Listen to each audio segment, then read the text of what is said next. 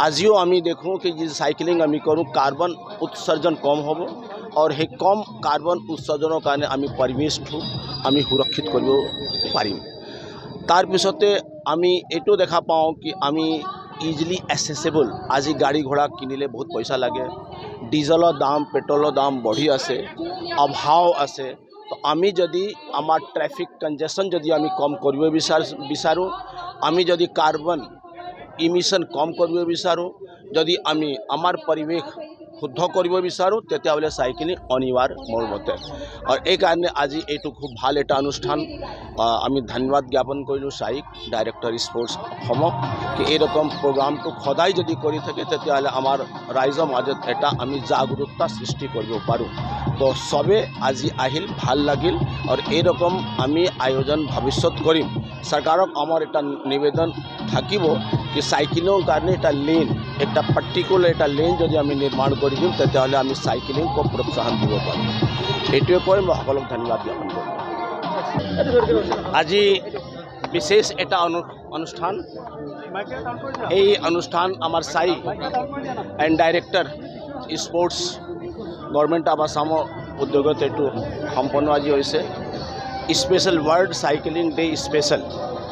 আপোনালোকে সকলোৱে জানে कि সাইক্লিং আমাৰ 200 বছৰৰ পৰা সাইক্লিং আছিল, কিন্তু এতিয়া বেছি প্ৰয়োজন হৈছে কিয়কি আমি আমাৰ यशस्वी प्रधानमंत्री ডাঙৰীয়া ক'লে ফিট ইণ্ডিয়া কাৰণে cycling is the best things. और लाइफ ऑफ सस्टेनेबिलिटी कारण और life is like riding A bicycle also.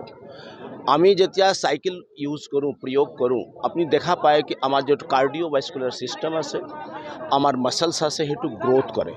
तो this is fit for the health. Number 2 पर्यावरण जेटु परिवेश आमार 5 जूनत परिवेश विश्व परिवेश दिवस आसिल। आजिও আমি দেখোঁ कि যে সাইক্লিং আমি কৰোঁ কাৰ্বন উৎসৰ্জন কম হ'ব और সেই কম কাৰ্বন উৎসৰ্জনৰ কাৰণে আমি পৰিৱেশটো আমি সুৰক্ষিত কৰিব পাৰিম।